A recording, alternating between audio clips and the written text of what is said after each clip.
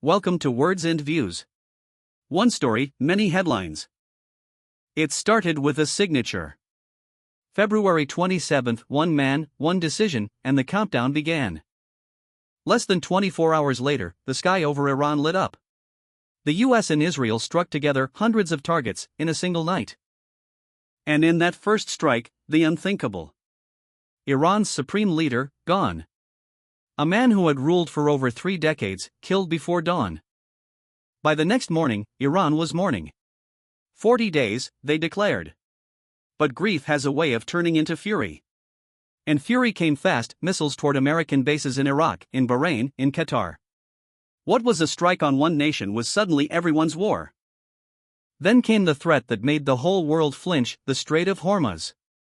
A fifth of the planet's oil runs through that water. Iran said, close it. Markets held their breath. 5 weeks of this. 5 weeks of strikes and counterstrikes, until, finally, April 8, a ceasefire.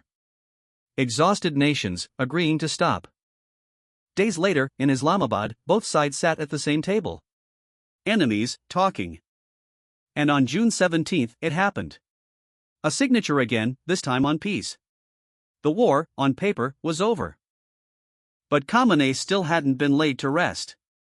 Delayed 4 months by the war itself, his funeral finally began in July. 6 days, 5 holy cities, ending in his hometown of Mashhad.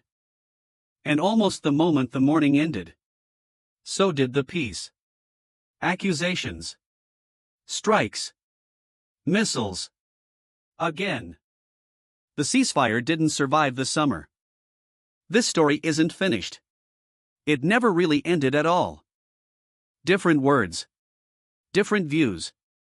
Please follow Words and Views for more.